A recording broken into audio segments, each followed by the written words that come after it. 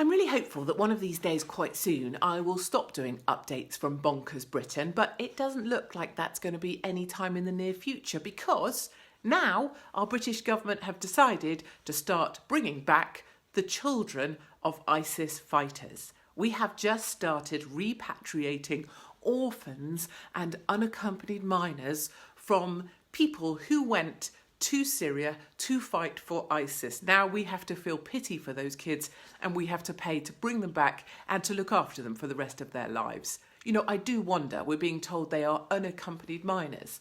I think many of you will remember the unaccompanied minors that we brought over from Calais when Merkel let half of the Muslim population into Europe. You will remember they had full beards, most of them had dentures and fillings. They were not under the age of 18, but we were supposed to believe that they were. The other thing, of course, is why are there so many kids? You know, these guys have come from a migrant camp. We're told by Save the Children that their conditions are horrific.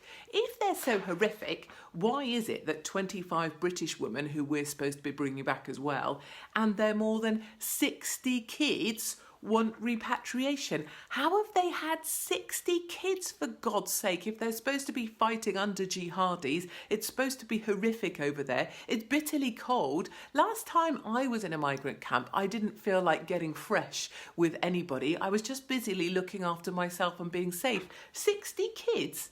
The Australians are going to bring some back, and get this, they've brought home 8 children and the grandchildren of 2 Australian nationals who fought for ISIS. The grandchildren. What a fine old family setup they've got going on there. How have they managed to have grandchildren in the time that they've been over fighting for ISIS? I mean, I know they start pretty young in those communities, but that's ridiculous.